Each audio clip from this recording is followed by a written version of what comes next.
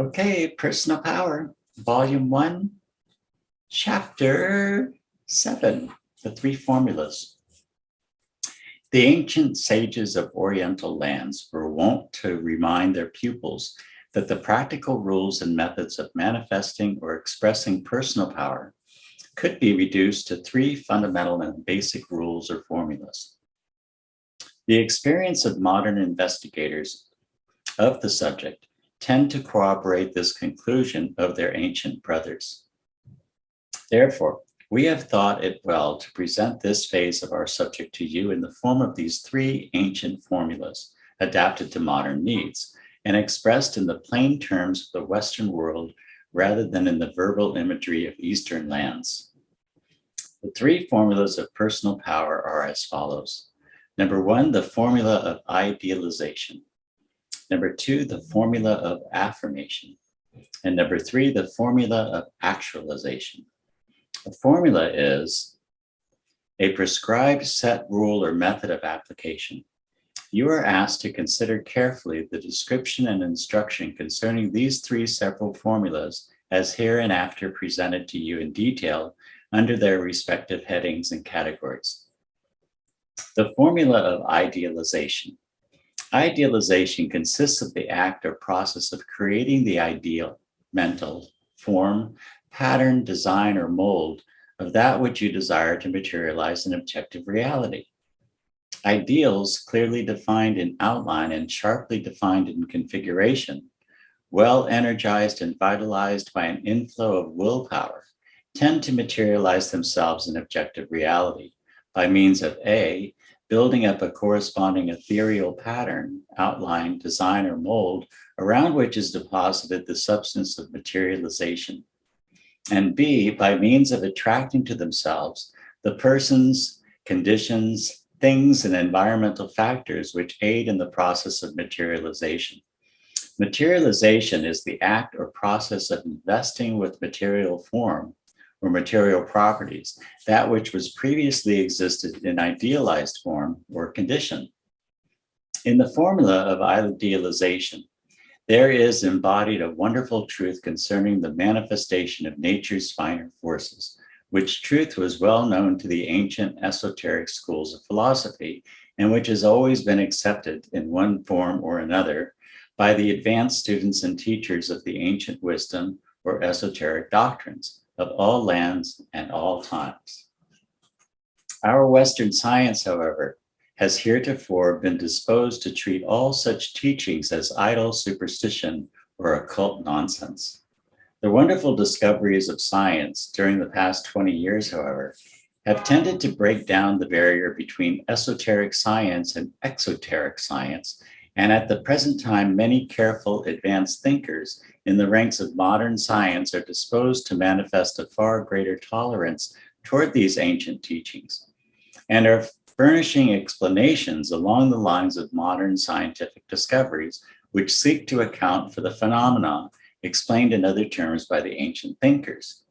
In the meantime, however, thousands of persons are making wonderful demonstrations of these truths in their everyday life and work, and consequently are not much concerned over what modern science may or may not have to say concerning the explanation in modern scientific terms.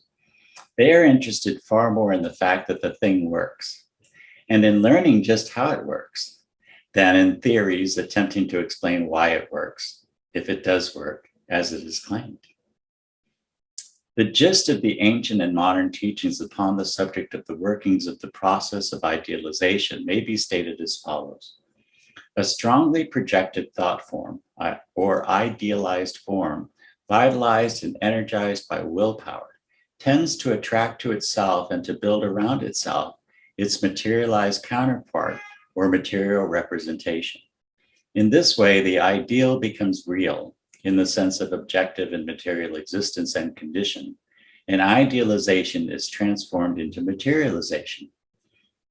It is not our intention nor our purpose in this book to go into technical details, nor to enter into academic discussions concerning the processes performed by nature in working these wonders.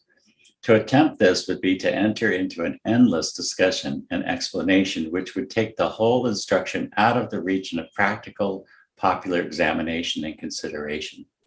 But nevertheless, we wish to mention briefly the general principles involved, and thus to give you a hint as to the direction in which the technical explanation of these phenomena lies, and where it may be sought if one so desires to pursue the inquiry further in that direction. The leading writer upon the teaching of ancient and modern magic says, the central doctrine of magic may be summed up as follows. 1, that a supersensible and real cosmic medium exists, which interpenetrates, influences, and supports the tangible and apparent world, and which is amenable to the categories of both philosophy and physics. This cosmic medium or astral light is first cousin to the intangible ether of the physicists. From the earliest times, occult philosophy has proclaimed its knowledge of this medium, always describing it as a scientific fact outside the range of our normal senses, but susceptible of verification by the trained powers of the initiate. It was the first object of occult education and initiation to actualize this supersensible plane of experience, teaching the student how to impose upon its forces, the directive forces of his own thought and will, as easily as he might impose those upon the material things of sense. 2, that there is an established analogy and equilibrium between the material and supermaterial world. This doctrine of analogy, or correspondence between the seen and the unseen worlds, is the basis of the speculations of occultism. As above, so below. As below, so above. The first axiom of Hermes Trismegistus is also agreeable to all Platonists. Says Eliphas Levi, analogy is the last word of science and the first word of faith. It is the key of all the secrets of nature. It was admitted into the system of the Kabbalah, and Bohm and Swedenborg gladly availed themselves of its method in presenting their intuitions to the world. Sir Thomas Browne said, the severe schools shall never laugh me out of the philosophy of Hermes, that this visible world is but a picture of the invisible, wherein, as in a portrait, things are not in material shapes, but in ideal shapes which picture some material substance in that invisible framework. 3, that the equilibrium between the material and supermaterial worlds may be controlled by the disciplined thought and will of man. In its essence, magical initiation is a traditional form of mental discipline, strengthening and focusing the will. Says Eliphas Levi, just as the powers of the body can be developed to an amazing extent by athletics, so may the powers of the soul be likewise developed. Learn how to will.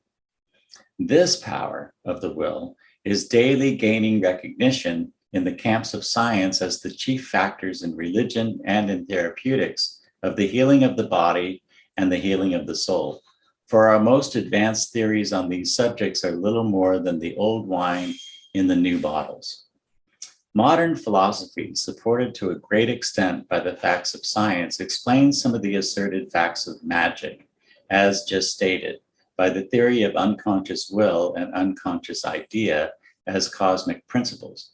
The extension of this conception to man on the principle of analogy, as above, so below, as below, so above, giving the key to the secret of the creative activities of man. In short, it implicitly asserts that man, the microcosm, may proceed to create by means of the deliberate employment of the same methods and processes and through the same principles as those employed by nature or the cosmos, the macrocosm.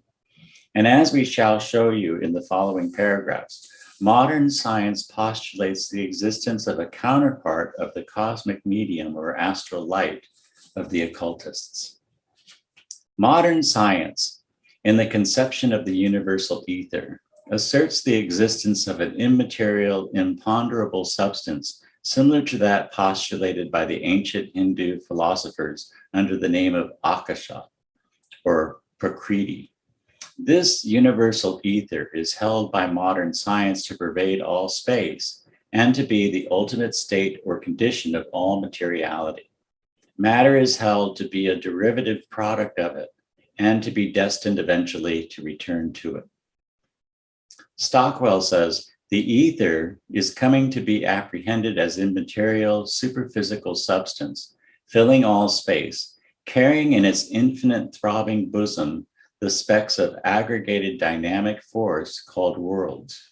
It embodies the ultimate spiritual principle and represents the unity of those forces and energies from which spring as their source all phenomena, physical, mental, and spiritual, as they are known to us. Bigelow speaks of that extraordinary entity upon whose inferential existence the lines of modern scientific thought seem to converge, the interstellar ether, which seems likely to prove the ultimate form of matter out of which everything comes and to which everything must eventually return. The ether is unconditioned, an entity of no properties, or more exactly, not an entity at all, but an infinite possibility. So then, if you demand to know what support our formula of idealization has in ancient thought or in modern science, you have it suggested to you in the foregoing. There is this intangible substance which is capable of being worked up into material form by ideation animated by will in the cosmic processes. It is but carrying the idea to its logical conclusion when it is asserted that the I am I, being focalized center of the universal principle of power, may and does possess, in at least some degree, the power to create in the same way, i.e., by idealization, energized and animated by willpower. Idealization, according to the formula, begins with the projection of an ideal form or thought form, clearly defined in outline and sharply defined in configuration, well energized and vitalized by an inflow of willpower. This ideal form or thought form is stated to tend to materialize itself into objective reality by means of A, building up a corresponding ethereal pattern, outline, design, or mold around which is deposited the substance of materialization, and B, by means of attracting to itself the persons, conditions, things, and environmental factors which aid in the process of materialization. You may project this ideal image or thought form by first creating a clear idea or mental picture, employing both thought and imagination in the process. You will find yourself aided in this by picturing the ideal image or thought form as superimposed upon the ethereal substance, whereupon it begins at once to crystallize into more substantial structure and body. You may be helped in this conception by employing the symbol of the projection of a picture by the familiar magic lantern. Think of your ideal image or thought form as the picture painted or photographed on the lantern slide, the ethereal substance as being the screen or sheet upon which the picture is thrown or projected, your attention being the lens of the lantern or projecting apparatus, which focalizes and concentrates the strength of the light, your will as the light which projects the picture, your desire as the fuel or energy which causes the light of will to burn. The ideal image or thought form must be kept energized by willpower, as you have been told in the formula. This is a very important factor in the process. Be the ideal image or thought form ever so clear, sharp, and strong, it will lack energy and power unless it be fed and kept supplied by the proper flow of willpower. In order to so supply it, you should keep your mind on those features of the picture which make it desirable and wished for by you. You should frequently picture in your mind the pleasure, content, and satisfaction which will be yours when the ideal is materialized, when the dream comes true. By thus arousing desire, you will keep flowing to the ideal image or thought form that energy, strength, and vitality of the will which it requires in order to grow and unfold itself. You will find that the power of your will employed in this way will be stimulated and strengthened by means of the cultivation of a strong craving, longing, hungry, thirsting desire for the materialization of your ideal image or thought form, By craving is meant urgently longing for, eagerly and strongly desiring and demanding, passionately longing for and demanding, insatiable longing for, etc. The stronger and more persistent and insistent the craving of desire, the greater is the will tension manifested in the ideal image or thought form. The flame of desire must be kept burning brightly in order that the light of will may be sufficient to do its work. Likewise, the will is stimulated to increased and intensified activity by the presence of the mental state of hope, faith, belief. In short, confident expectation of the successful outcome of the attempt and task. Faith power is an important element of ideative and volitional power. It must not be overlooked in your practice of personal power. The formula also states that the ideal image or thought form must be clear in outline and in configuration, clearly defined in both respects. Inasmuch as the ideal image or thought form is the pattern or framework around which your materialization is to be effected or built, it follows that the best effects are obtained when that pattern or framework is clearly defined and sharply outlined. The materialization proceeds to manifest along the lines of the idealization and cannot be expected to be better than is the pattern and mold. It is realized by us, of course, that at least at first, you're not likely to find it easy to create or to build up a perfect, complete ideal image or thought form of that which you wish to become materialized. Moreover, we realize that you may wish to fill in the outlines of your pattern or framework, or to add some new details or features, or to make some improvements upon the original plan as you proceed. These things are all possible under this method of idealization. In fact, nearly everyone who accomplishes results by its means proceeds in just this way, from the very nature of the case.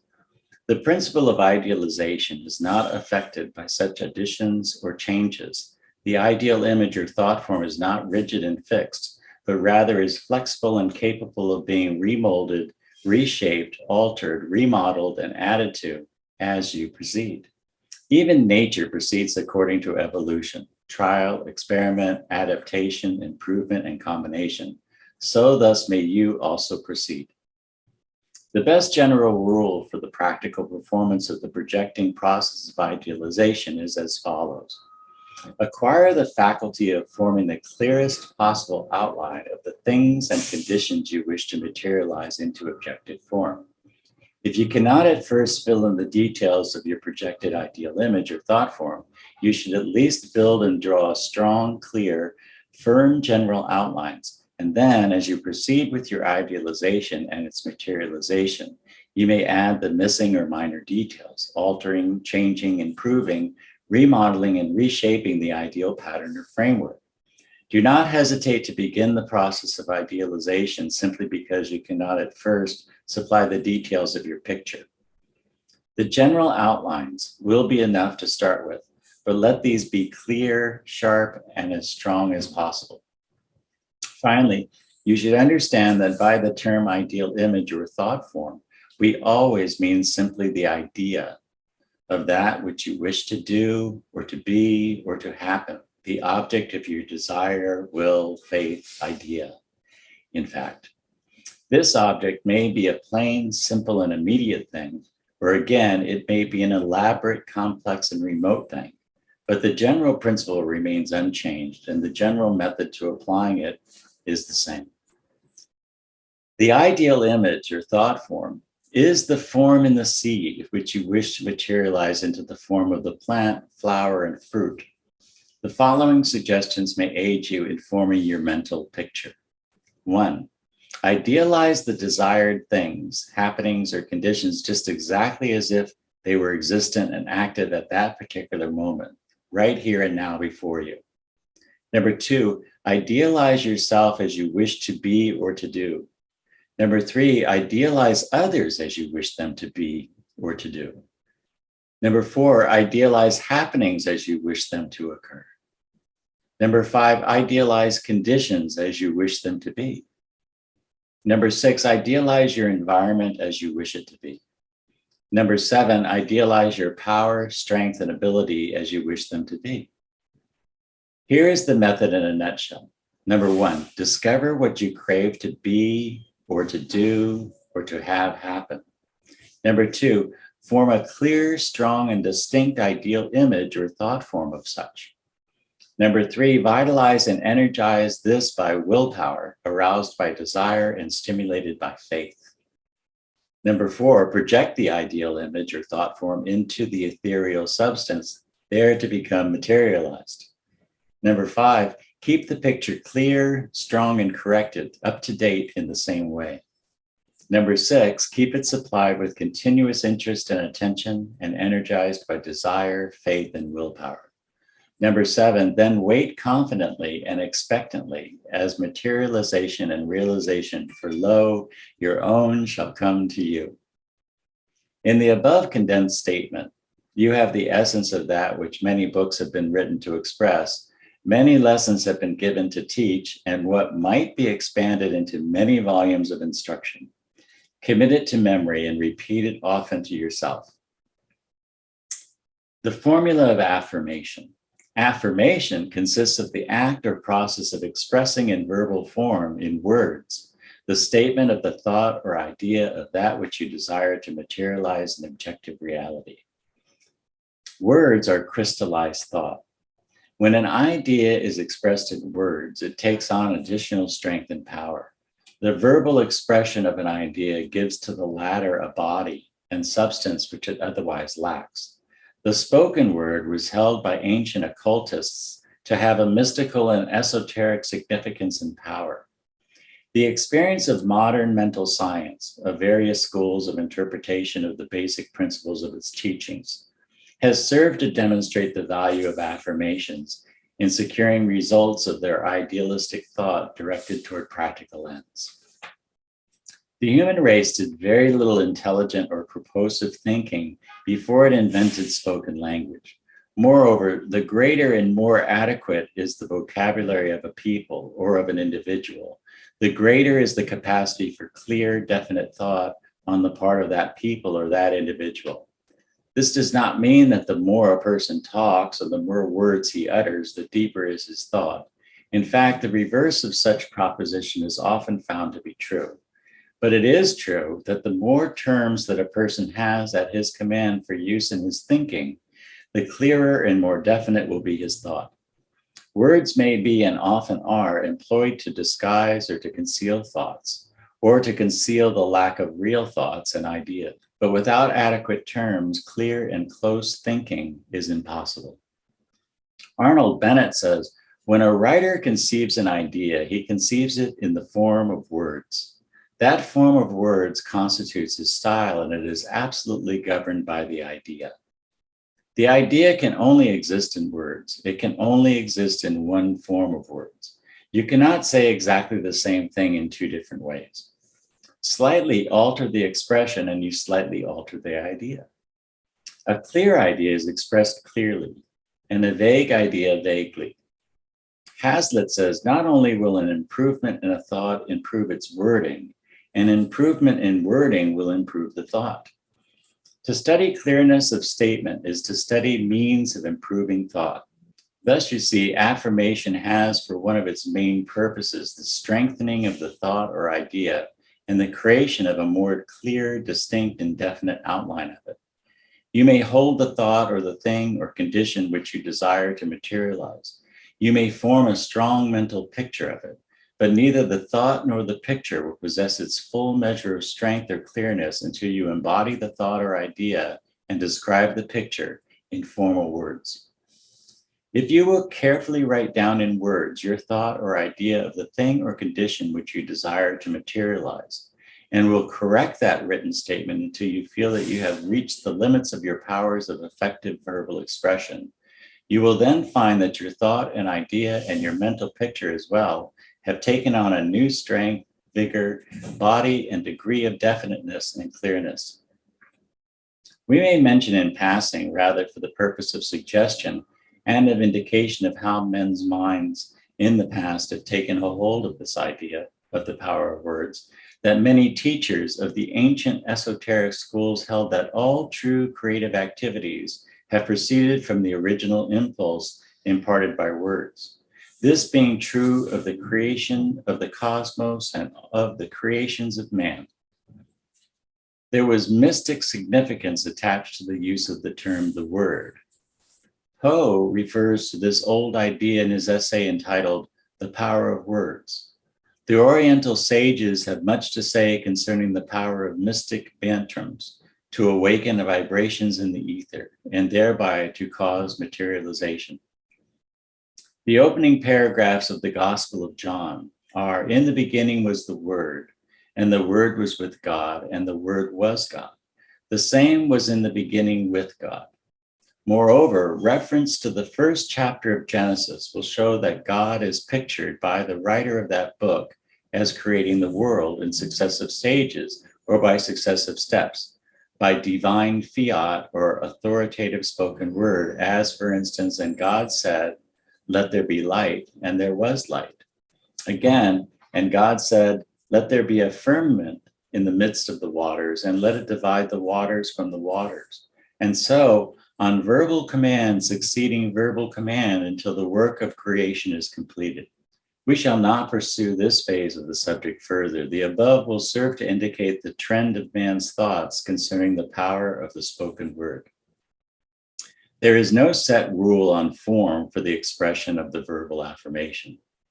If you will state in words positively and definitely that which is involved in your idea and which you have sought to picture mentally in the process of idealization, you will be performing efficiently the process of affirmation.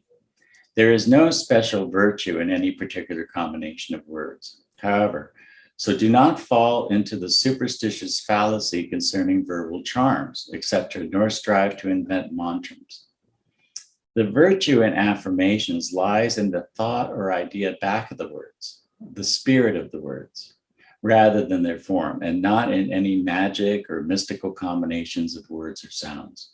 If the words of your affirmation are clear, definite, and right to the point, they will serve the purpose effectively. Do not become a blind follower of cut and dried forms of affirmations announced by teachers and others claiming authority. Your own forms are just as good as these. They may really be better if they more clearly and effectively express your own thought in the matter. Here, however, is an important point concerning the employment of affirmations. Always make your affirmation statements in the present tense. Do not say so-and-so will be such and such by and by, but instead speak up boldly and affirm that so-and-so is such and such right here and now. And in truth, such is the case. You are speaking the word of truth, which transcends time limitations. The so-and-so is such and such. In the idealized form, the materialized form is even now crystallizing itself around it. Also, make your affirmative statements earnestly and positively. Avoid half-hearted or maybe statements, lest only half-hearted or maybe results may materialize for you. Exercise the power of faith. Express the confident expectation. Do not assume the tone of asking a favor. Speak the word of command and demand. You are not a beggar, you are a master. Denials or reversed affirmations are useful at times, particularly when you feel the need of protection and the necessity for clearing away obstacles which hinder your advance. Otherwise, positive affirmations should be employed, constructive rather than destructive. It has well been said that darkness is more speedily and effectively dispelled by letting in the light than by attempting to shovel out the darkness. As a general rule, it is well to proceed upon this principle. But we are not among those who refuse to see any virtue at all in denials. On the contrary, we advise such method in certain cases. This always to be followed and fortified by positive affirmation. In employing denials or reversed affirmations, you boldly, firmly, and positively deny out of your world of experience the obstacle or obstruction which is impeding your legitimate progress, or the antagonistic influence which is being directed against you. It is marvelous to see how at such times these antagonistic or obstructive things and circumstances will disintegrate and dissolve into ineffective nothingness, so far as you yourself are concerned. The following is an example of the general form of denial or reversed affirmation. I deny power and reality to this influence or obstacle. Over me, it has no power or influence. For me, it has no obstructing power. For my master self, my I am I, it has no practical existence. Accompany this with an idealized mental picture of the obstructing thing disappearing from the scene, leaving the remainder of the picture intact without the presence of the thing which has been denied out of your experience. Then follow up this process with those of idealization and affirmation along constructive lines, i.e., along the lines of the creative and materialization of that which you desire to be manifested and expressed in reality. Finally, always fill your affirmation with feeling, faith, and will. Make it alive with feeling and emotion, desire, craving, and insistent urge. Make it glow with faith. Make it strong with an inflow of willpower. Throw will, faith, and feeling into your affirmation as well as into your idealization. Do not fall into the habit of affirming in dead words, repeated parrot-like. Instead, throw yourself into them. Speak with the air of authority, as if to those who are in the habit of obeying your commands and of expressing into action your wishes. Do not bluster or rant or rave, but rather cultivate the voice of real strength and authority, calm, well-poised, and confident of itself. If you speak from the I am I consciousness, you will be able to do this effectively. The formula of actualization. Actualization consists of making actual by action, that which you desire to materialize in objective reality, and the idea of which is represented in your mental pictures of idealization and in your spoken words of affirmation.